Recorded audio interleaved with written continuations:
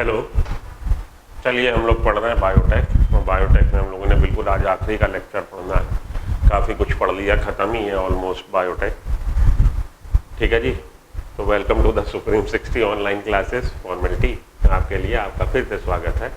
और हम लोग पढ़ रहे हैं बायोटेक। बायोटेक में हम लोगों ने पढ़ लिया था भाई रिकॉम्बिनेंट डीएनए कैसे फॉर्म होता है, कैसे कॉन्सेप्ट डेवलप हुआ, रिस्ट्रिक्शन एंडोन्यूक्लियस क्या है, वेक्टर क्या है, सेल मीडिएटेड, सेल में अगर हम एंट्री करा रहे हैं वेक्टर मीडिएटेड तो कैसे होगी, नॉन वेक्टर मीडिएटेड एंट्री तो कैसे होगी, पीसीआर पढ़ लिया हम लोगों ने, सारी बातें पढ़ लिया, आइसोलेशन ऑफ डीएनए पढ़ लिया कैसे होगा, पीसीआर पढ़ लिया, ये सारी बातें हम लोग पढ़ ली हैं।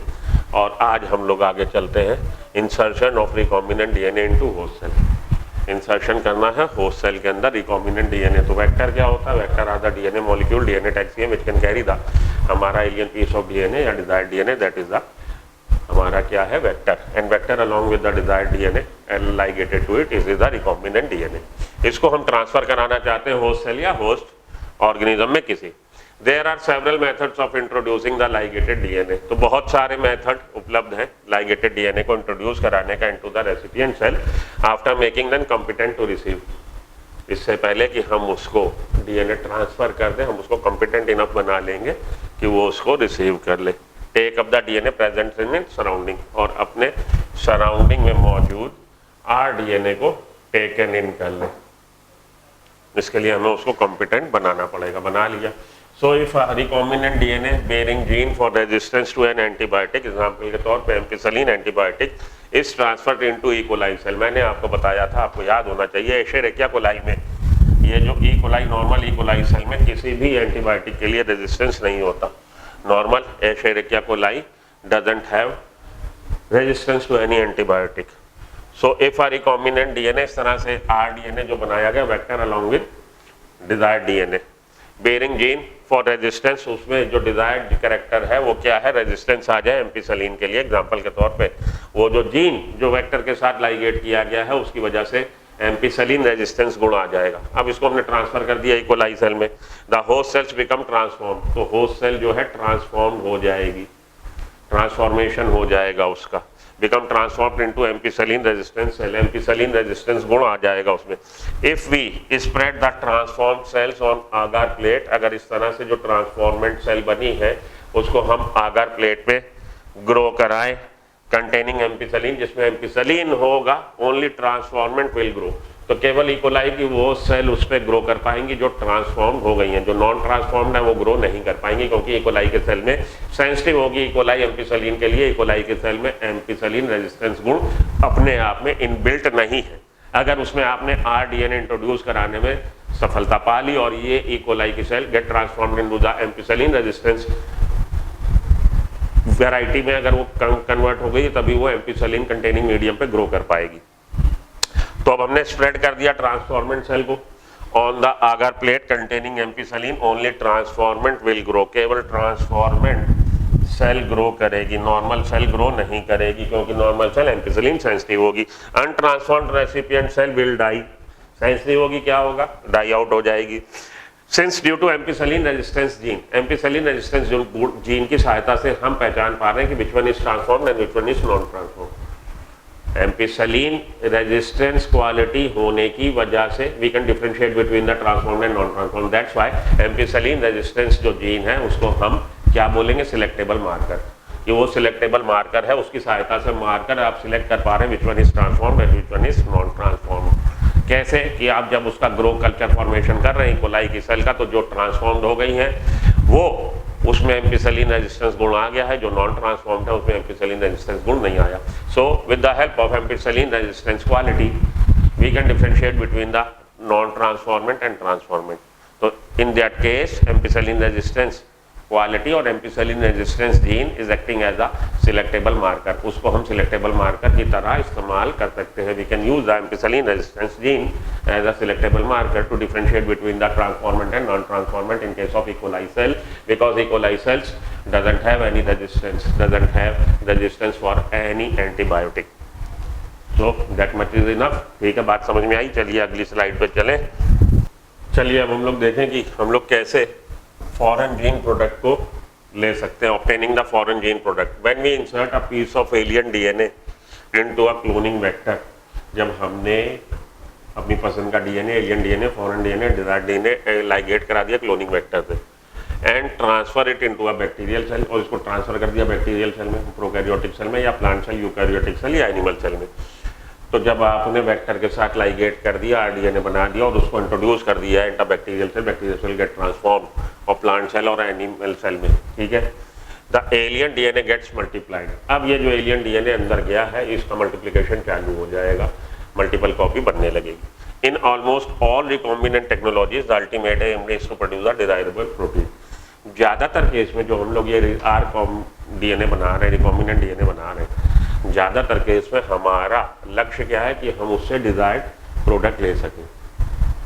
जीन का प्रोडक्ट, जीन जिस करेक्टर को गवर्न कर रहा, करेक्टर को गवर्न कर लिए, जीन के लिए जिसके पास जिस चीज़ के लिए इंफॉर्मेशन है, जिस करेक्टर के लिए, वो कैसे आएगा। तो flow of information that is central dogma that is formation of RNA over the DNA and translation of RNA will produce the desired protein. तो डीएनए पे आरएनए का बनना ट्रांसक्रिप्शन और आरएनए से हमारा प्रोटीन का बनना translation, that is flow of information, central dogma जिसको बोल रहे हैं। तो इन ऑलमोस्ट ऑल रिकॉम्बिनेंट टेक्नोलॉजीज, ज़्यादातर ये जो आरडीएनए टेक्नोलॉजीज हम लोग फॉलो कर रहे हैं, हमारा अल्टीमेट एम क्या है? अल्टीमेट एम है to produce a desirable protein, हमारी पसंद की प्रोटीन बन जाए, जीन आपको अपने को एक्सप्रेस कर दे, जीन का प्रोडक्ट बन जाए। Hence there is need for the recombinant DNA to be express. तो आवश्यकता किस बात की कि डीएनए जो है, जो जीन का टुकड़ा आपने लाइगेट करके वेक्टर के साथ इंट्रोड्यूस करा दिया है वो सेल के अंदर, उसका एक्सप्रेशन आ जाए, वो अपनी प्रेजेंस शो करे। तो व्हाट इज जीन एक्सप्रेशन, ये बात हम लोग कर चुके हैं जब हम लोगों ने लैकोपेरॉन पढ़ा था। Gene expression is the mechanism at the molecular level by which gene is able to express itself in the phenotype of an organism. Gene expression is the mechanism at the molecular level by which gene is able to express itself in the phenotype of an organism। तो किसी gene का expression, gene अपनी presence दिखाता है, कैसे दिखाता है? DNA पे बनता है आरएनए, ट्रांसक्रिप्शन और आरएनए के ट्रांसलेशन से बनती है प्रोटीन, और उस प्रोटीन का फिनोटाइप में कुछ ना कुछ रोल, तो फिनोटाइप चेंज हो गया, जीनोटाइप क्योंकि आपने ऑल्टर कर दिया, आपने प्रभु की सत्ता में हस्तक्षेप करके जो उसको मिले थे जीन्स, आपने अपनी पसंद के जीन उसमें घुसेड़ दिए, तो उसका फिनोटाइप भी चेंज हो जाएगा। कोई ना कोई भाई जीन अपनी प्रोडक्ट दिखाएगा, एक्सप्रेस करेगा, जीन एक्सप्रेशन। तो जीन एक्सप्रेस करने के लिए ये सब चीज़ें होने चाहिए। रिकॉम्बिनेंट डीएनए टेक्नोलॉजी में जरूरत क्या है कि जीन अपने को एक्सप्रेस कर सके। The foreign gene get express under appropriate condition. Foreign gene का एक्सप्रेशन अंडर एप्रोप्रिएट कंडीशन, भाई उसकी एप्रोप्रिएट मन भावन कंडीशंस होगी, ठीक ठाक कंडीशन होगी, अपने को एक्सप्रेस कर देगा। After having clone the gene of interest and having optimized the condition to induce the gene expression of the target protein, one has to consider producing it on a large scale। अब हमारी क्या, हमने तो ये तो सोच लिया कि करेक्टर ये आ जाए, करेक्टर आ जाए तो उसके लिए जो जीन है उसको आपने आइडेंटिफाई किया, आइडेंटिफाई करने के बाद आइसोलेट किया, आइसोलेट करने के बाद आपने उसका रिस्ट्रिक्शन एंडोन्यूक्लियस की सहायता से फ्रेगमेंटेशन कर लिया, डाइजेशन कर लिया, उसके बाद जरूरत हुई तो पीसीआर कर लिया, उसके बाद आपने उसको वेक्टर से लाइगेट किया, उसके बाद आपने उसको होस्ट सेल के अंदर इंट्रोड्यूस कर दिया। तो केवल होस्ट सेल के अंदर इंट्रोड्यूस कर देने से ही हमारे मनवांछित फल नहीं मिल रहा। अब होस्ट सेल के अंदर इंट्रोड्यूस किया है तो ऑप्टिमाइज कंडीशन देनी पड़ेगी, वो होस्ट सेल के अंदर इस जीन का एक्सप्रेशन आ जाए, जीन अपने को एक्सप्रेस कर दे, जीन का प्रोटीन बन जाए।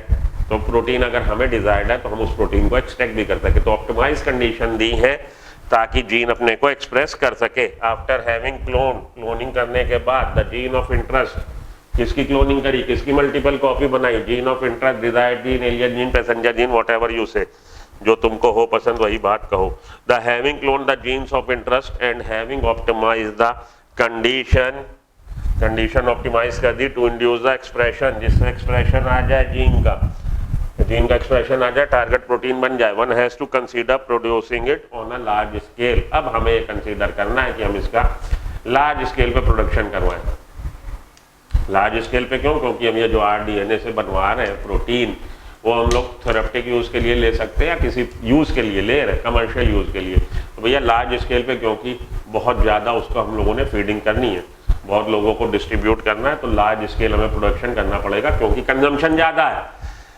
If any protein encoding gene is expressed in a heterologous host, अगर कोई जीन प्रोटीन कोटिंग जीन अगर हेटेरोलोगस होस्ट में एक्सप्रेस हो रहा है, it is called recombinant protein. तो रिकॉम्बिनेंट प्रोटीन कहलाती है कौन सी प्रोटीन? वो प्रोटीन, वो जीन जो कि बाहर से इंट्रोड्यूस किया गया होस्ट सेल में, और होस्ट सेल हेटेरोलोगस होस्ट है। आपकी बुक की लाइन है हेटेरोलोगस होस्ट क्या होता है, अभी आपको अगली स्लाइड में बताता हूँ, क्योंकि ये आपको समझना जरूरी है कि what is heterologous host. If any protein encoding gene is expressed in a heterologous host, it is called a recombinant protein. MCQ यहाँ से बनेगा, ध्यान दे लीजिएगा, एमसीक्यू फॉर्मेशन यहाँ से हो सकता है, कंडीशन अप्रोप्रिएट देनी है, एमसीक्यू यहाँ से बन सकता है। All recombinant technology ultimate aim क्या है? अल्टीमेट एम है to get the desired protein. MCQ यहाँ से बन सकता है कि what is the ultimate aim of recombinant technology, and the ultimate aim of the recombinant technology to produce a desirable protein on a large scale. Why large scale? Because consumption demand is heavy. To meet out the demand, the production should be on the higher scale. Production higher scale पे होना चाहिए, ठीक है जी। तो हेटेरोलोगस host के अंदर जब डिजायर्ड हमारे कैरेक्टर, डिजायर्ड जीन का एलियन डीएनए का कैरेक्टर जब एक्सप्रेस होता है और जो प्रोटीन बनती है उसको आर प्रोटीन, रिकॉम्बिनेंट प्रोटीन बोलते हैं। अब हेटेरोलोगस होस्ट पे आते हैं कि what is heterologous host. Okay, चलिए अगली स्लाइड पे आइए। देखिए हेटेरोलोगस होस्ट की बात आई, हेटेरोलोगस होस्ट समझ लीजिए आप, थोड़ा सा कंफ्यूजिंग है लेकिन आपकी समझ में आएगा हेटेरोलोगस होस्ट क्या होता है। Heterologous host is the host which express the protein in cell lines. Heterologous host is the host which express the protein in cell lines where they not suppose to be, where they are not supposed to be produced। नहीं समझ में आई बात? हेटेरोलोगस host वो host है जिसकी cell line में, progeny sales में भी, उसमें तो बनेगी प्रोजीनी सेल्स में भी प्रोटीन बनेगी, वो प्रोटीन बनेगी जिसकी हम उम्मीद नहीं रखते उस सेल या ऑर्गेनिज्म से प्रोड्यूस करने की। Heterologous host is the that host which produces protein in cell lines. Is that host the host which expresses the protein, produces the protein, expresses the protein, produces the protein in the cell line। केवल उसमें ही नहीं, आने वाली generation में भी, where they are not supposed to be produced। आप इस cell से या इकोलाई सेल से ये उम्मीद नहीं रखते कि वो ह्यूमन इंसुलिन बनाए। ह्यूमन इंसुलिन कहाँ बनेगा? ह्यूमन सेल में बनेगा। अब ह्यूमन सेल, इस सेल या हमारी कोलाई सेल से आप ये उम्मीद थोड़ी ना रखते हो कि वो ह्यूमन इंसुलिन प्रोड्यूस करे, और वो प्रोड्यूस करने लगे, वो तो करे ही करे, और उसकी सेल लाइन्स, उसकी अगली जनरेशन भी प्रोड्यूस करे। तो आपने कल्चर फॉर्मेशन किया ऐसी ई कोलाई का जो आपने मॉडिफाई कर दी, ट्रांसफॉर्म कर दिए, उसके अंदर ह्यूमन आपने जीन इंट्रोड्यूस कर दिया, तो ह्यूमन जीन का एक्सप्रेशन आएगा, ह्यूमन प्रोटीन बनेगी। Heterologous host is the host which express the protein, जिसमें प्रोटीन बनेगी इन द सेल लाइन, उसकी सेल में भी, उस सेल में भी और उसके आने वाली सेल्स में भी, where they are not suppose to be produce, जिसमें हम उम्मीद नहीं रखते। एग्जाम्पल के तौर पे a certain protein which is produced only human cell. मान लीजिए कोई प्रोटीन है जो केवल ह्यूमन सेल में बनती है। Certain protein which is produced by the human cell only can be expressed in the yeast and isolated. तो उससे इस सेल बना रही है क्योंकि इस सेल के अंदर आपने किसी तरह से बाय समहाउ क्या अभी जो पढ़ गया है, isolation of DNA, identify the DNA, fragmentation of DNA, ligation with the vector and then introduce in the competent host, then maintain sterile ambience. उसके बाद आप कॉम्पिटेंट इनफ आपने करने के बाद उसमें इंट्रोड्यूस कर दिया, स्टेराइल एम्बियंस दिया, उसके बाद आपने ऑप्टिमाइज कंडीशन दी कि जिससे इसका एक्सप्रेशन आ जाए, तो उसके अंदर बनने लगी प्रोटीन। बाद में उस प्रोटीन को आपने आइसोलेट कर लिया। अब अगले स्टेप पे हम लोगों ने आइसोलेशन ही पढ़ना है, यही तो हम लोग पढ़ रहे हैं कि डिजायर्ड प्रोटीन का जो एक्सप्रेशन हो रहा है उसको कैसे आइसोलेट करके कैसे उसकी हम लोग कर सकते हैं मार्केटिंग वगैरह। तो आइसोलेट कर लिया अगर आपने इस सेल से ह्यूमन प्रोटीन को, वो होस्ट कहलाएगा हेटेरोलोगस होस्ट। तो ये हेटेरोलोगस होस्ट की कहानी समझ में आ गई होगी आपके। ऐसा सच अपनी बुक में नहीं है, तो उन बच्चों को बहुत खुशी मिली होगी, बहुत खुश हुआ, सांबा खुश हुआ कि हेटेरोलोगस होस्ट देखिए से आ गया आपके बाहर से। तो मैं कहता हूँ कि जहाँ बाहर की ज़रूरत है कॉन्सेप्ट डेवलप करने के लिए, वहाँ आपको बाहर की कैटरिंग जरूर मिलेगी। जहाँ ज़रूरत नहीं है तो वहाँ पे आप लोग थोड़ा सा पेशेंस रखो। The cells harbouring clone genes of interest में भी ग्रोन होना। अब हम लोग देखते हैं कि हम कैसे उससे अपनी ट्रांसफॉर्म सेल से कैसे प्रोडक्ट बनवा सकते हैं। तो क्या कर रहे हैं, the cells harbouring clone genes, वो सेल्स जिसके अंदर आपने इंट्रोड्यूस करा दिया है foreign DNA, clone genes of interest में भी ग्रोन होना, स्मॉल स्केल पे भी ग्रो कराया जा सकता है लेबोरेटरी में। हम उनका स्मॉल वेसल्स में भी उसका कल्चर फॉर्मेशन कर सकते हैं, स्मॉल स्केल प्रोडक्शन भी कर सकते हैं। द कल्चर्स में भी use for extracting the desired protein. इस तरह से जो कल्चर फॉर्मेशन कर रहे हैं उससे हम डिजायर्ड प्रोटीन ले सकते हैं, लेकिन ये बहुत ज़्यादा क्वांटिटी में नहीं होगा क्योंकि स्मॉल स्केल प्रोडक्शन, तो जैसे अपने यहाँ इंडस्ट्री लगती है small scale industry, heavy industries आप सुनते ही होंगे। तो protein and then purifying it by using it different separation technique. Protein बनी उसके अंदर, आपका डिजायर्ड डीएनए आपने इंट्रोड्यूस करवा दिया है किसी होस्ट सेल में, प्रोकैरियोटिक हो सकती है, यूकैरियोटिक हो सकती है।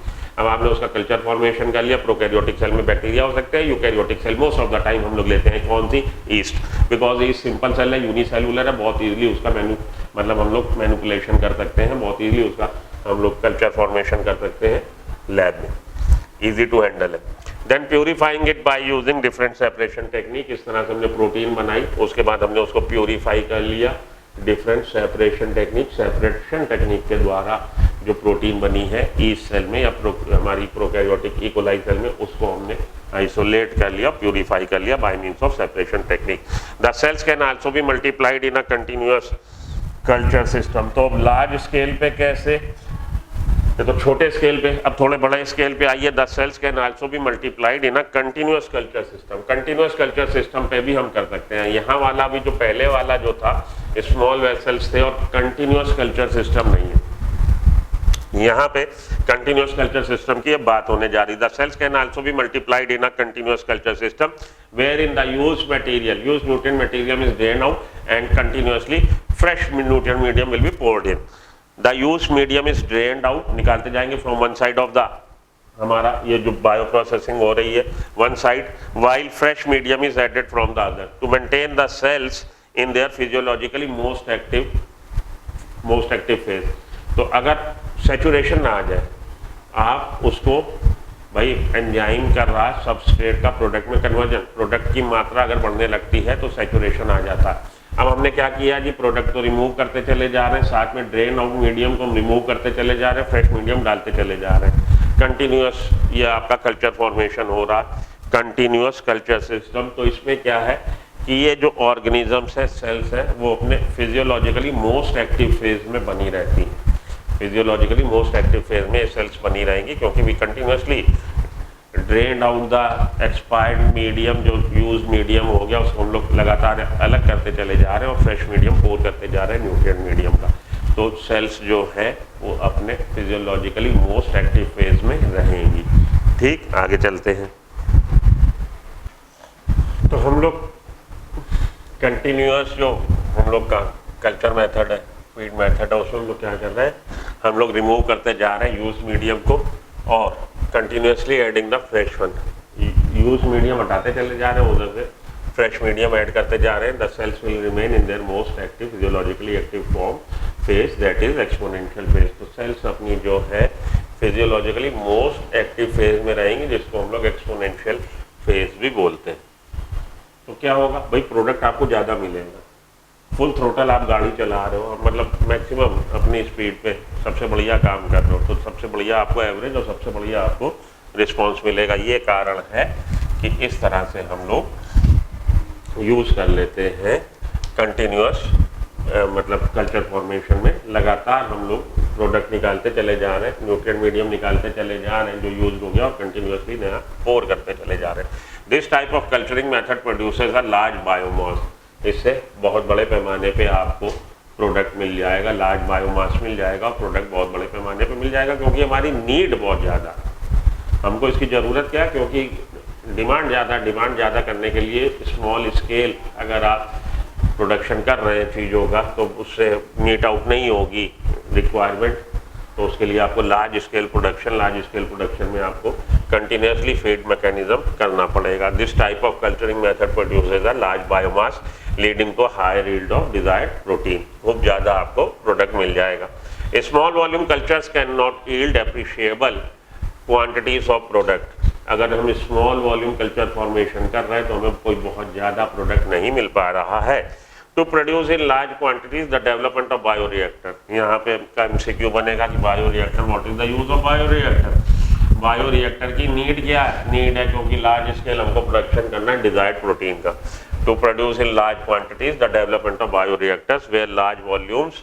ये भी पूछा जाता है आपसे एमसीक्यू, ये भी बनता है कि कितना volume, near about 100 to 1000 litre of culture can be process.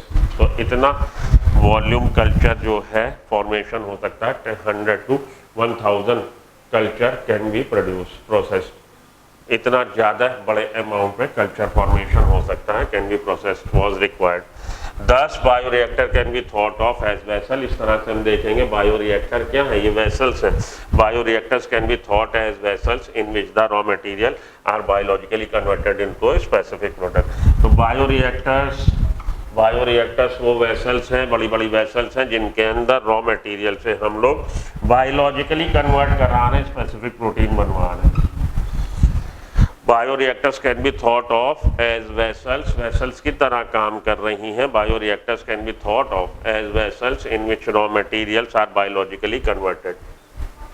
Bioreactors वो बड़े बड़े वेसल्स हैं जिनके अंदर रॉ मटेरियल बायोलॉजिकली जीव ऑर्गेनिजम्स की सहायता से कन्वर्ट हो रहा प्रोडक्ट में।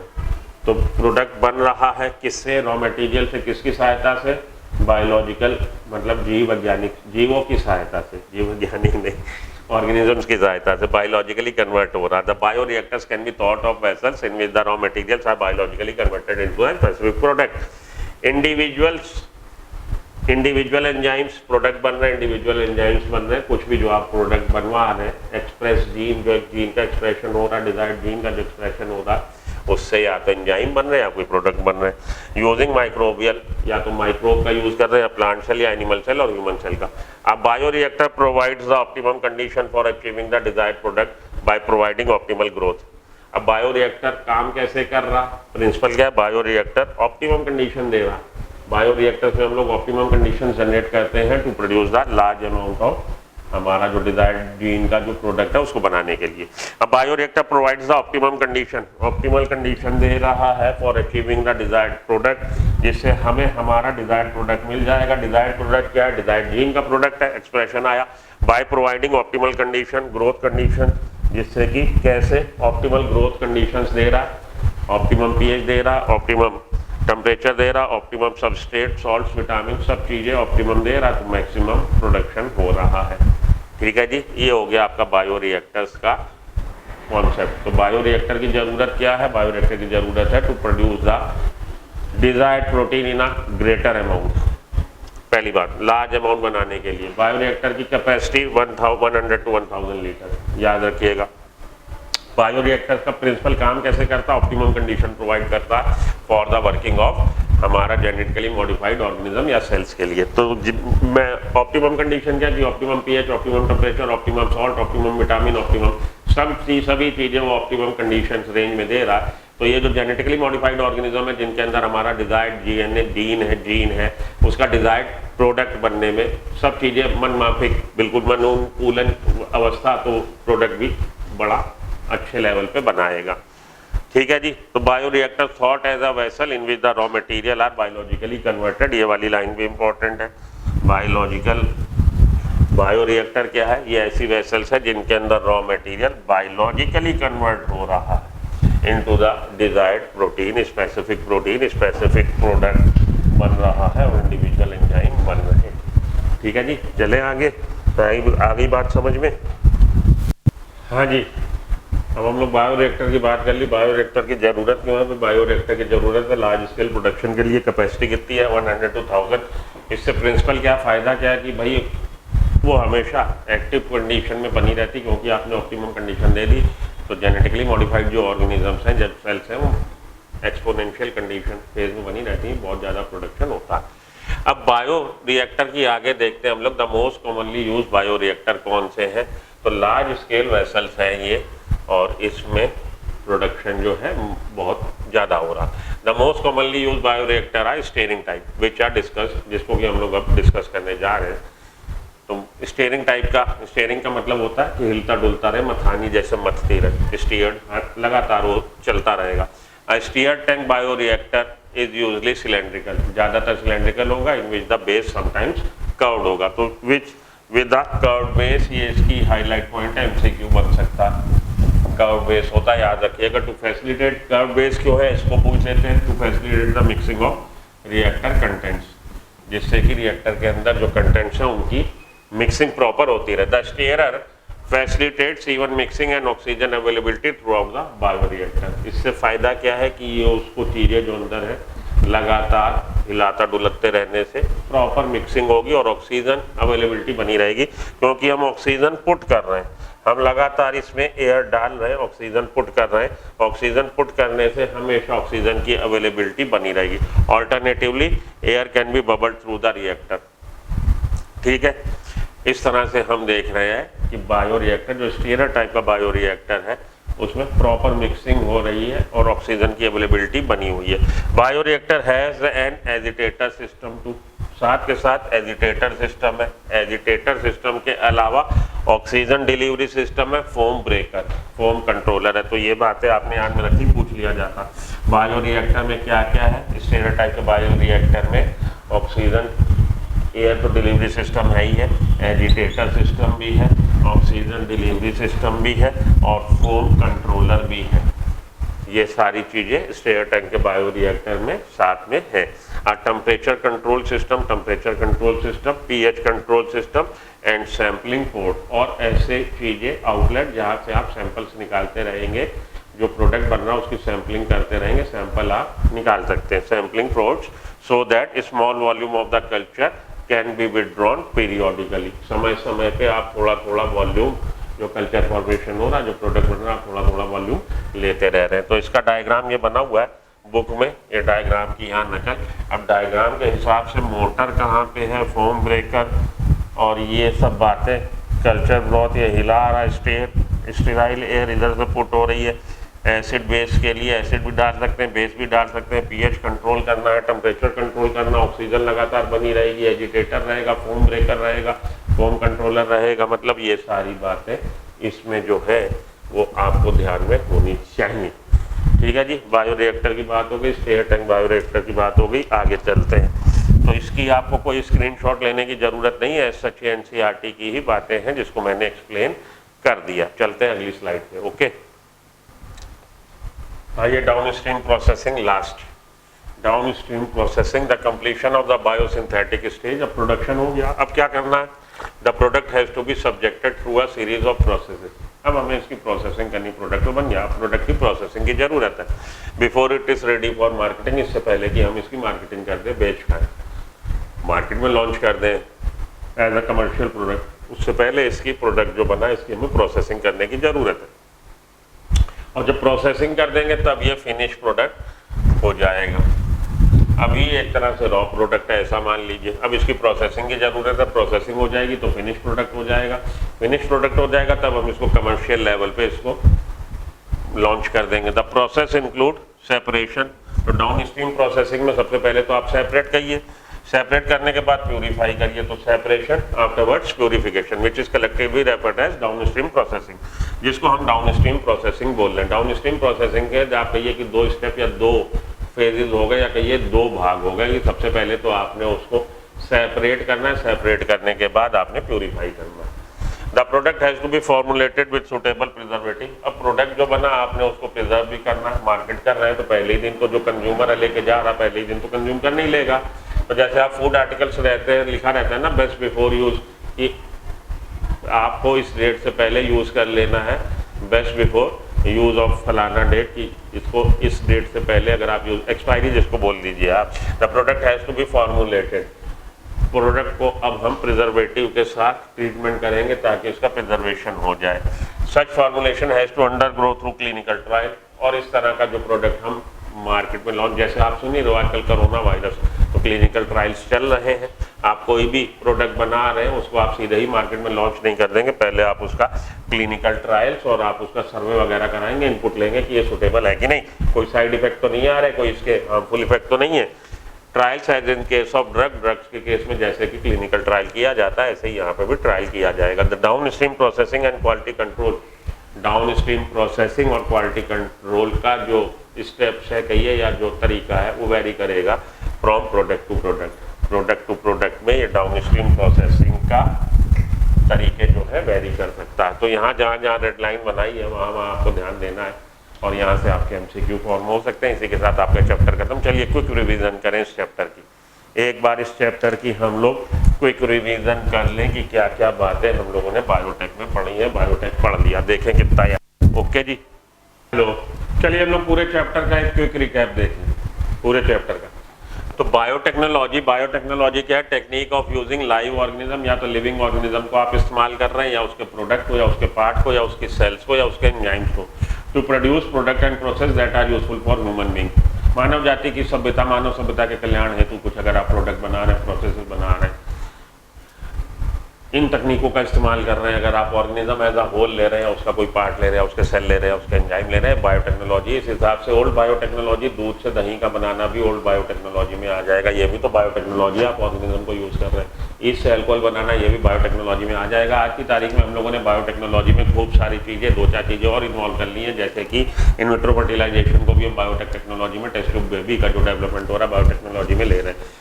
ह्यूमन जीन का सिंथेसिस वो भी बायोटेक्नोलॉजी में ले रहे हैं। जीन रिपेयरिंग वो भी बायोटेक्नोलॉजी में ले रहे हैं। ये बातें आपने ध्यान में रखनी है। इसके बाद आ गया new biotechnology. New biotechnology basically concern है जेनेटिकली मॉडिफाइड ऑर्गेनिज्म से। इसमें हम लोग जो यूरोपियन फेडरेशन ऑफ बायोटेक्नोलॉजी ने जो इस समय दे रखी डेफिनेशन, वो क्या? Integration of living organism, natural science और लिविंग ऑर्गेनिज्म का इंटीग्रेशन कर दीजिए। किस लिए कर दीजिए?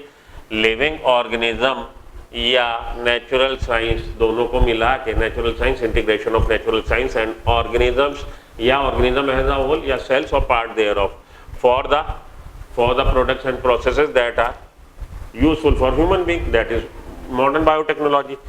प्रिंसिपल ऑफ बायोटेक्नोलॉजी क्या है? 2 हैं आपके, एक जेनेटिक इंजीनियरिंग और एक आपका bio process engineering. Genetic engineering में आपने जेनेटिक मेकअप जो है मॉडिफाई कर दिया, alien piece of DNA introduce कर दिया, that is the genetic engineering. Chemically आपने मॉडिफाइड केमिकल एनालॉग, जो मॉलिकुलर एनालॉग है डीएनए वगैरह, वो आपने डिजायर्ड डीएनए इंट्रोड्यूस कर दिए किसी होस्ट सेल में, तो आपने उसको जेनेटिकली मॉडिफाइड कर दिया।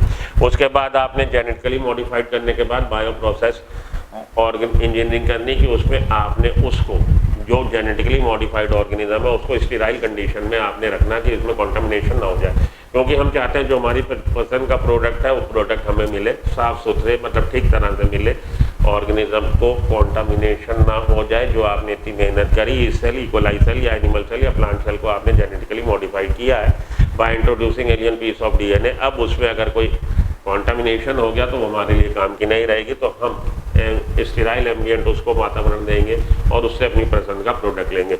अब बात आती है कि ये कॉन्सेप्ट कैसे डेवलप हुआ। तो हम लोगों ने देखा कि भाई जो हमारा पारंपरिक रूप से कन्वेंशनल जो हाइब्रिडाइजेशन के प्रोग्राम थे, जिसमें हम लोग सिलेक्ट करते थे superior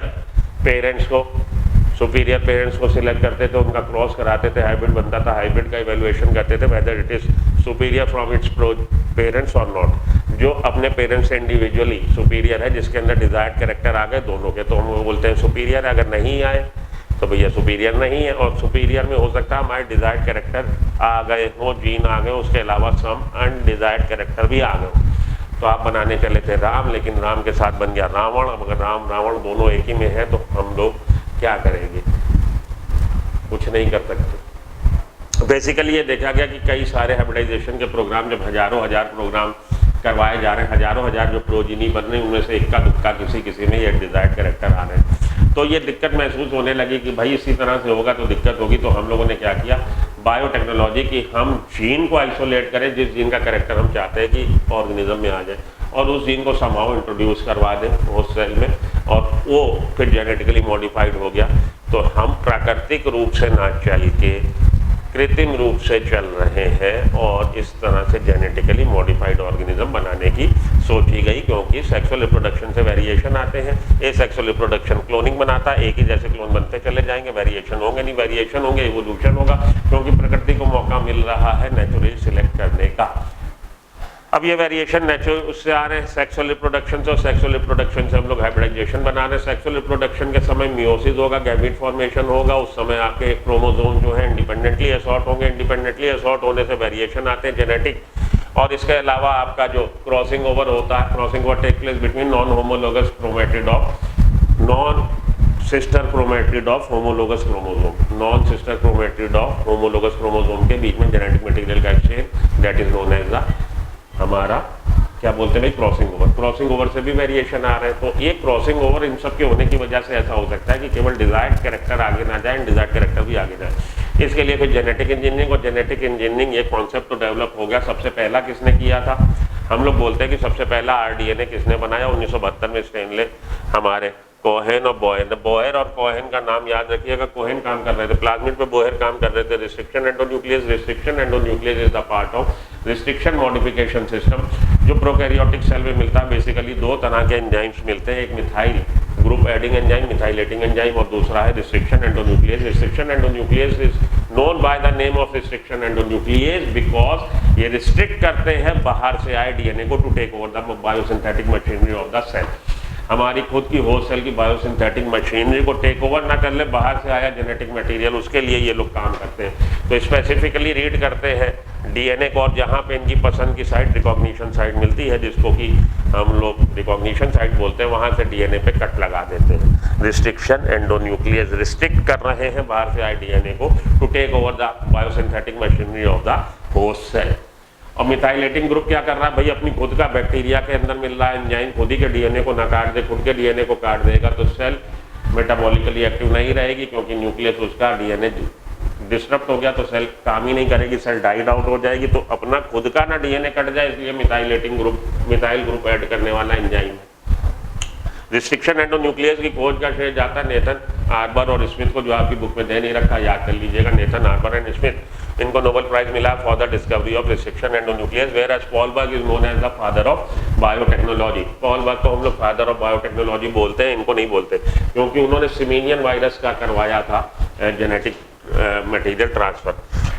Paul Berg was the मतलब Paul Berg is the father of biotech. Cohen और बोहेर को ना बोल दीजिएगा। हाँ, कोहेन और बोहेर ने सबसे पहला आरडीएनए बनाया। इन्होंने क्या किया जी, साल्मोनेला टाइफाइमोनियम के प्लाज्मिड को, जिसके में क्वालिटी थी, एंटीबायोटिक रेजिस्टेंस गुण था, उस प्लाज्मिड में से इन्होंने डीएनए का टुकड़ा निकाला और उसको ऐड कराया, लाइगेट कर दिया इकोलाई के प्लाज्मिड के साथ, और इकोलाई को ट्रांसफॉर्म कर दिया, प्लाज्मिड उसमें रीएंटर कराया, तो इकोलाई की सेल गेट ट्रांसफॉर्म्ड हो गई, और उसके अंदर भी एंटीबायोटिक रेजिस्टेंस जी कैरेक्टर आ गया, क्योंकि उसमें एंटीबायोटिक रेजिस्टेंस जीन इंट्रोड्यूस कर दिया गया। ठीक है जी। तो 3 बेसिक स्टेप हैं इसके बाद बताए गए हैं। आइडेंटिफिकेशन करना कि एलियन पीस ऑफ डीएनए कौन सा डिजायर्ड कैरेक्टर वाला, जो आपका डिजायर्ड कैरेक्टर है वो डीएनए के किस हिस्से के पास है। फिर इंट्रोडक्शन इन होस्ट सेल, अब आइसोलेशन लिखा नहीं है, 3 स्टेप जो लिख दिया आपकी बुक में आपने भी याद रख लेने, जहाँ पे 3 स्टेप दे रखे हैं, जहाँ पे ये खत्म हुआ। आइडेंटिफिकेशन ऑफ एलियन डीएनए या डिजायर्ड डीएनए, डिजायर्ड कैरेक्टर का जो जीन है वो कहाँ पे है, आइडेंटिफाई करना, उसके बाद इंट्रोड्यूस करना होस्ट सेल में। उसके बाद खाली इंट्रोडक्शन से काम नहीं चलेगा कि इंट्रोड्यूस कर दिया, अब हमें मेंटेनेंस करनी पड़ेगी कि होस्ट सेल के अंदर ये जीन अपनी रेप्लिका, अगर क्लोनिंग करनी है तो रेप्लिका भी बनाए और अपने को एक्सप्रेस भी करे। एक्सप्रेस करेगा तभी उसकी मतलब प्रोडक्ट बनेगा। जीन तो आपने इंट्रोड्यूस कर दिया, जीन का प्रोडक्ट भी तो बनना चाहिए, तो जीन का प्रोडक्ट बनाने के लिए आपने क्या करना है, मेंटेनेंस करनी है। ठीक है जी, इधर आ जाइए। अब यहाँ तक होने के बाद अब हम लोग देखते हैं कि टूल्स क्या है। हम लोगों ने ये तो समझ लिया, ये स्टेप है। टूल्स क्या है भाई, औजार जिसकी जरूरत पड़ेगी, तो रिस्ट्रिक्शन एंजाइम्स है। रिस्ट्रिक्शन एंजाइम्स का अभी मैंने डिटेल आपको समझाया। फर्स्ट एवर जो हम लोग का आइसोलेट हुआ HindII, और इसमें नॉमेनक्लेचर याद रखिएगा, इसमें जो पहला अक्षर होता है, फर्स्ट लेटर, कैपिटल लेटर होता है, वो जीनस को बताता है, जिस सेल से लिया उसका जीनस, और बाद वाले जो 2 लेटर है, जैसे हिंद, हमारा हिंद 2, या आपका ई गो R1, तो पहला लेटर बता रहा है जीनस को, दूसरा लेटर बता रहा है स्पीसीज को, हीमोफिलस इन्फ्लुएंजी, एशेरेकिया कोलाई।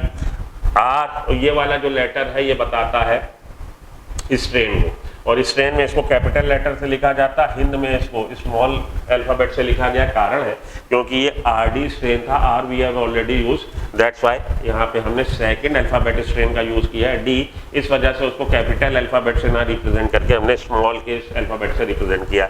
ये जो रोमन नंबर हो गया, इसके बाद ये जो हो गया, ये बता रहा है सीरीज, किस क्रम का ये एंजाइम है जो उससे निकाला गया। तो HindII हम लोग बोल रहे हैं फर्स्ट एवर हमारा सबसे पहला रिस्ट्रिक्शन एंडोन्यूक्लियस है, जबकि HindII इस मीन्स कि this enzyme is extracted secondly from the Haemophilus influenzae. तो पहला कौन सा, वो रिस्ट्रिक्शन एंडोन्यूक्लियस की कैटेगरी में नहीं आता। ये अपने आप में कॉन्ट्राडिक्टी है, अगर बच्चा इस पर ध्यान लगाए तो पूछ सकता है कि सर आप जैसे ये बता रहे हो नॉमेनक्लेचर का ये तरीका कि इसमें हम सीरीज बता रहे हैं कि ये सेकंड है, जो हिंद से लिया गया है, तो भैया पहला फिर वो हिंद 1 क्यों नहीं है रिस्ट्रिक्शन एंडोन्यूक्लियस, क्योंकि वो रिस्ट्रिक्शन एंडोन्यूक्लियस की कैटेगरी का एंजाइम ही नहीं है। तो EcoR1, इसके बाद बाम का, बाम बेसिलस अमाइलोलिक्विफेशन, बाम। तो ये आपके हो गए 2-3 के नाम। अब जो अपनी PBR में दे रखा है प्रोविडेंशिया स्टूटी प्रोटियस वल्गैरिस, वो मैंने आपको बता दिया था।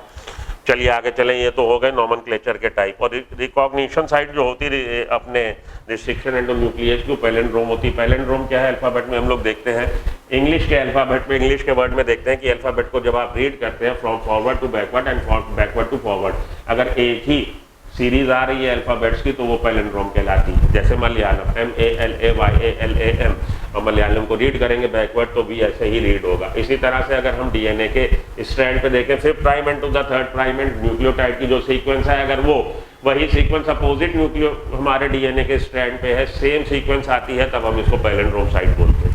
और पैलिंड्रोम साइट के ज़्यादातर रिस्ट्रिक्शन एंडोन्यूक्लियस जो हम बायोटेक में यूज़ कर रहे हैं, पैलिंड्रोम साइट के मिड में नहीं है, काट के इसको फ्रॉम द लेफ्ट और राइट सेंटर से काटते हैं। That's why sticky ends are produce. Sticky end क्या है, ओवर हैंगिंग थोड़े से स्ट्रेचेज हैं जो रह जाएंगे स्ट्रैंड पे, क्योंकि वो उसको मिड से ना काट के थोड़े से मिड से अवे से काट रहा, और मिड से अवे से काटेगा। एक चीज़ ये याद में रखनी है, दोनों स्ट्रैंड पे वो 2 बेसिस जो हैं, उन्हीं 2 बेसिस के बीच में काटेगा। और polarity 5th prime to 3rd prime जब रखेंगे एक स्ट्रैंड से दूसरे स्ट्रैंड पे, और दूसरे स्ट्रैंड से पहले स्ट्रैंड पे, जब हम देखेंगे कि वो सीक्वेंस आपको तभी मिलेगी जब आप पोलैरिटी भी उसी हिसाब से चलेंगे, 5th prime to 3rd prime, 5th prime to 3rd prime. ऐसा नहीं है कि एक तरफ 5th prime to 3rd prime, एक तरफ 3rd prime to 5th prime, तब आपको पैलिंड्रोम साइट वो मिलेगी। ओके जी, तो ये हो गया हमारा रिस्ट्रिक्शन एंजाइम्स की बात। Isolation of fragment, restriction endonuclease से अगर हमने काटा तो जिस रिस्ट्रिक्शन एंडोन्यूक्लियस को यूज़ करते हुए हम वेक्टर पे कट लगा रहे हैं, उसी रिस्ट्रिक्शन एंडोन्यूक्लियस को यूज़ करते हुए हम एलियन पीस ऑफ DNA निकालेंगे। अगर दूसरा आप रिस्ट्रिक्शन एंडोन्यूक्लियस लगा देंगे तो दोनों के जो स्ट्रैंड ओवर हैंगिंग स्ट्रेच बनेंगे वो एक दूसरे के कॉम्प्लीमेंट्री नहीं होंगे, तो उनके बीच में बेस पेयरिंग नहीं हो पाएगी, तो लाइगेट नहीं हो पाएंगे। लाइगेट तभी हो पाएंगे 2 अलग अलग फ्रेगमेंट्स जब उनके आपस में जो ओवर हैंगिंग स्ट्रेच है एक दूसरे के कॉम्प्लीमेंट्री हो। उसके लिए जरूरी है कि जब भी आप कट करें एक ही रिस्ट्रिक्शन एंडोन्यूक्लियस का इस्तेमाल करते हुए, मॉलिक्यूलर सीजर जिसको बोलते हैं, एक ही मॉलिक्यूलर सीजर से दोनों टुकड़े आप काटें। अब टुकड़े जो काटेंगे वो आप छोटे बड़े हो जाएंगे, क्योंकि ये बेसिकली जो रिस्ट्रिक्शन एंडोन्यूक्लियस है होल ऑफ द DNA को रीड करेगा, जहां जहां उसकी पैलिंड्रोम साइट, उसकी रिकॉग्निशन साइट आएगी वहां से काट देगा। इस तरह से छोटे बड़े टुकड़े हो जाएंगे DNA के। अब इनको अलग करने की टेक्निक है salt gel electrophoresis. Salt gel electrophoresis इसीलिए ने बताई। इसमें हमें क्या करना है कि हमने सीवीड को घोलना गर्म पानी में और उसको ठंडा होने देना। ठंडा होने देंगे तो उसमें पोरस बन जाएंगे, थोड़े से मीडियम जो कूल होके थोड़ा सा सॉलिडिफाई होगा, वो पोरस होगा, सीव लाइव इफेक्ट आएंगे, सीव छलनी।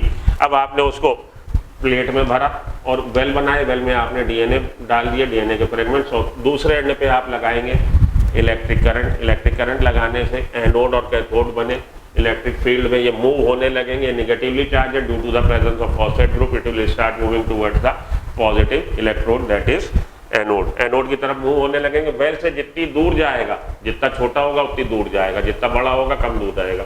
अब ये हमें दिख नहीं रहा है, दिखने के लिए अब हमें क्या करना है, इनको इथेरियम ब्रोमाइड से हम लोग स्टेन करेंगे, अल्ट्रावायलेट स्प्रेज डालेंगे, तब हमें ये ऑरेंज कलर के बैंड में रूप में दिखेंगे। अलग कर लेंगे इसको, वो इल्यूजन है, इल्यूजन की टेक्निक के द्वारा इसको अलग कर लिया, छोटे बड़े बैंड अलग हो गए। ये है जो जेल इलेक्ट्रोफोरेसिस टेक्निक। इसके बाद आइए अगला टूल हमारा क्या है, अगला टूल है हमारा वेक्टर्स। वेक्टर्स क्या है, vectors are basically DNA molecules, DNA molecules which can carry the alien piece of DNA or desired DNA to the host cell। ये है हमारे वेक्टर। वेक्टर अलॉन्ग विद जब उससे लाइगेट हो गया डिजायर्ड DNA, तब वो बना rDNA। वेक्टर में ज्यादातर आज की तारीख में जो वेक्टर हम लोग इस्तेमाल कर रहे हैं वो केमिकली सिंथेसाइज वेक्टर है। इसका एक एग्जाम्पल है आपका PBr322। PBr stands for P for plasmid, B for Bolivar, R for Rodriguez। Bolivar and Rodriguez were the scientist जिन्होंने इसको सिंथेसिस किया है लैब में। लैब सिंथेसाइज है और सर्कुलर है। इसमें आपके 8 रिकॉग्निशन साइट है, 2 एंटीबायोटिक रेजिस्टेंस है, टेट्रासाइक्लिन और एम्पिसिलिन।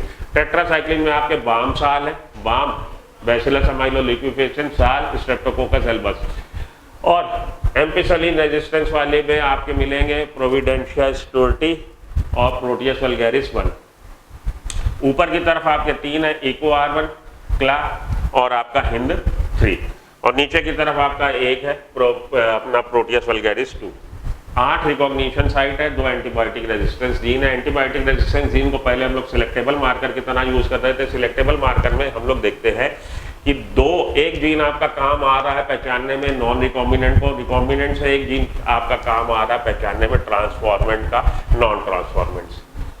ठीक है जी, अब रिकॉम्बिनेंट और नॉन रिकॉम्बिनेंट को पहचानना और ट्रांसफॉर्मेंट और नॉन ट्रांसफॉर्मेंट को पहचानना, वो आपका डिटेल डिस्कशन हो चुका है।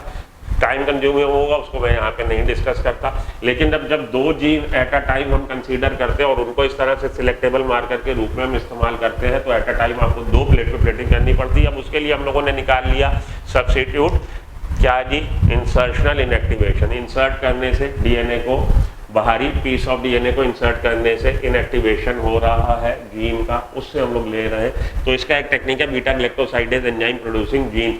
उसमें अगर हम लोग बाहर से लाइगेट कर दे डीएनए तो बीटा ग्लैक्टोसाइडेज बनेगा नहीं। बीटा ग्लैक्टोसाइडेज बनेगा नहीं तो ये जो बैक्टीरियल सेल है जो ट्रांसफॉर्म्ड हो गई, ये क्रोमोजेनिक सबस्ट्रेट की प्रेजेंस में कलरेशन नहीं देगी, कलर्ड कॉलोनी नहीं बनाएगी। इससे ये पता लग जाएगा कि ट्रांसफॉर्मेंट और नॉन ट्रांसफॉर्मेंट कौन है। तो इंसर्शनल एक्टिवेशन भी याद में रखना, बीटा ग्लैक्टोसाइडेज भी याद में आपने रखना। बीटा ग्लैक्टोसाइडेज बनेगा नॉर्मल सेल में तो वो कलर बनाएगी, कलर कॉलोनी प्रोड्यूस करेगी in the presence of chromogenic substrate. Whereas अगर आपने उसको ट्रांसफॉर्म कर दिया, उस जीन में आपने डिस्टर्ब कर दिया, उस जीन में बाहर से आपने alien piece of DNA introduce कर दिया, तो बीटा ग्लैक्टोसाइडेज बनेगा नहीं। बीटा ग्लैक्टोसाइडेज बनेगा नहीं तो कलर्ड कॉलोनी बनेगी नहीं, जिससे ये बात पता लग जाएगी कि ये ट्रांसफॉर्म सेल है। चलिए, यहाँ पे वेक्टर की भी बात हो गई। PBr322, PBr322 का स्ट्रक्चर जरूर याद से आप 2-4 बार प्रैक्टिस कर लीजिए और उसकी खासियत वगैरह नोट कर लीजिए। तो हम लोगों ने रिस्ट्रिक्शन एंडोन्यूक्लियस की बात कर ली, आइसोलेशन की बात कर ली, वेक्टर्स की बात कर ली। Entry into the host cell, host cell में एंट्री कैसे करा सकते हैं? कई तरह से करा सकते हैं। वेक्टर मेडिएटेड, वेक्टर के साथ आपने RDNA बना लिया। अब हम अगर बैक्टीरियल सेल में इंट्रोड्यूस करना चाहते हैं तो ये जो DNA है हमारा हाइड्रोफिलिक सब्सटेंस है, इस वजह से ये सेल मेम्ब्रेन पार नहीं कर पाएगा। सेल मेम्ब्रेन पार करने के लिए पहले बैक्टीरियल सेल को हमें divalent cation such as calcium के साथ हमने ट्रीटमेंट किया, सेल वॉल में इसके पोर वगैरह बन गए। अब हम इसको हीट शॉक ट्रीटमेंट देंगे। पहले इसको आइस पे रखेंगे, उसके बाद 42 डिग्री सेंटीग्रेड पे रखेंगे, उसके बाद फिर से आइस पे रखेंगे। हीट शॉक ट्रीटमेंट दिया तब ये अपने सराउंडिंग से टेक इन कर लेगी, जेनेटिक मटेरियल RDNA टेक इन कर लेगी, ट्रांसफॉर्म हो जाएगी। एक तो ये तरीका। दूसरा हम लोग यूज कर सकते हैं कौन से? पैथोजन जो डिजीज कॉजिंग ऑर्गेनिजम्स हैं, डिसआर्म पैथोजन, उनका हमने बम कट्टा ले लिया, अब तुम चले जाओ। जैसे कि एग्रोबैक्टीरियम ट्यूमिफेसियन हम लोगों ने देखा, ये बैक्टीरिया है जिसमें TI प्लाज्मिड है, ट्यूबर इंड्यूसिंग प्लाज्मिड है जिसमें ट्यूबर इंड्यूसिंग कैरेक्टर जीन वाला है। वो अंदर चला जाता है प्लांट की रूट सेल्स में और वहाँ पे नोड्यूल फॉर्मेशन करता है, ट्यूमर जनरेट करता। अब हमने क्या किया है कि उसकी पैथोजन जो डिजीज कॉजिंग क्षमता है उसको हमने न्यूट्रल कर दिया, लेकिन उसकी ये क्षमता कि वो DNA को कैरी कर सकता है, उसके हम इस्तेमाल करके प्लांट सेल में इंट्रोड्यूस करवा रहे हैं with the help of Agrobacterium tumefaciens TI plasmid की सहायता से। इसी तरह से रिट्रोवायरस है, रिट्रोवायरस जो अपना जेनेटिक मटेरियल इंट्रोड्यूस कर देते हैं एनिमल सेल में। रिट्रोवायरस का हम लोग इस्तेमाल कर रहे हैं आज की तारीख में, जो कैंसर वगैरह प्रोड्यूस कर देते थे। अब हमने उनकी जो पैथोजेनिक कैपेबिलिटी है, क्षमता है, उसको टेकन केयर किया, उसको न्यूट्रल कर लिया और ये रिट्रोवायरस को हम लोग इस्तेमाल कर रहे हैं एज अ वेक्टर। ठीक है जी। इसके अलावा क्या है? इसके अलावा 2 तरीके और जो आपको याद में रखने हैं, बायोलिस्टिक मेथड और माइक्रो इंजेक्शन। माइक्रो इंजेक्शन किसमें? एनिमल्स में बेसिकली प्रेफर करते हैं, इंजेक्ट करते हैं DNA material direct into the nucleus. और बायोलिस्टिक मेथड में बम्बार्डिंग कर रहे हैं। वो टंगस्टन और गोल्ड के पार्टिकल्स है जो DNA कोटेड है, बम्बार्डिंग करके हम लोग DNA को इंट्रोड्यूस करा रहे हैं। तो ये वाले मेथड भी आपको याद। और इसके बाद वाली कहानी तो याद ही होगी आपको भाई, ये तो सारी बातें हो चुकी। ये इंट्रोडक्शन करने के बाद DNA जेनेटिकली मॉडिफाइड हो गया, अब हम उससे अपनी पसंद का प्रोडक्ट बनवा सकते हैं, स्मॉल स्केल और लार्ज स्केल। स्मॉल स्केल पे आपने छोटे छोटे वेसल्स में कल्चर फॉर्मेशन कर लिया, लार्ज स्केल में आपने बायोरिएक्टर्स में। बायोरिएक्टर्स की ज़रूरत इसलिए है क्योंकि हमें लार्ज स्केल प्रोडक्शन चाहिए, रिक्वायरमेंट ज़्यादा है, नीड ज़्यादा है। To meet the need of the hour हमें बायोरिएक्टर्स की ज़रूरत है, जिनकी की कैपेसिटी 100 to 1000 लीटर तक हो सकती है। इसमें आपके कई तरह के हैं, स्मॉल बैचेस में बैच वाले भी हैं, कंटिन्यूस वाले भी हैं, जिसमें एक तरफ से आप निकालते चले जाएंगे प्रोडक्ट और दूसरी तरफ से पोर करते चले जाएंगे आप nutrient medium, fresh nutrient medium, और दूसरी तरफ से एक्सपेंड न्यूट्रिएंट मीडियम आप रिमूव करते चले जाएंगे। फिर उसमें स्टीयर टैंक वाला भी है और स्पार्ज रियर टैंक वाला भी है। स्पीयर टैंक वाले की खासियत ये है कि उसकी होता रहेगा, उसको हिलाते डुलाते रहेंगे। कर्व बेस हो सकता है, उसमें हम फोम कंट्रोलर भी है, उसमें पीएच कंट्रोलर भी, उसमें टेम्परेचर कंट्रोलर भी, उसमें ऑक्सीजन भी बाहर से आ रही है। ये सब बातें हैं जो आपको याद में रखनी। ठीक है जी। आखिरी में आके आपकी क्या है जी, downstream processing. Downstream processing में सबसे पहले आपने आइसोलेट किया, आइसोलेट करने के बाद प्यूरीफाई किया, प्यूरीफाई करने के बाद उसमें सर्टेन प्रिजर्वेटिव मिलाए, और फिर आपने क्लिनिकल ट्रायल के बाद आपने उसको लॉन्च कर दिया है एज अ कमर्शियल प्रोडक्ट। और ये जो बायो डाउन स्ट्रीम प्रोसेसिंग है, अलग अलग प्रोडक्ट के लिए अलग अलग हो सकती है। ये है आपका बायोटेक इन क्विक रिवीजन। तो इसको याद रखिएगा। कुछ एक बातें जब आपको पढ़ाई थी, हाईलाइट पॉइंट बताए थे, वो याद रखिएगा, हाईलाइट पॉइंट स्ट्रैप करके। तो यहाँ पे आके आपका बायोटेक खत्म। अगले लेक्चर में बायोटेक का एप्लीकेशंस वगैरह डिस्कस करेंगे। उम्मीद है कि आज आपको लेक्चर पर आज जरूर पसंद आया होगा। नहीं आया तो क्या करना है, तो आपने मोबाइल को हिट करना है या आपने लैपटॉप को हिट करना है। और अगर पसंद आया तो आपने क्या करना है, तो आपने लाइक बटन को हिट करना है। Choice is yours. ठीक है, मिलते हैं ब्रेक के बाद अगले लेक्चर में। Till then good luck, goodbye, have a nice day.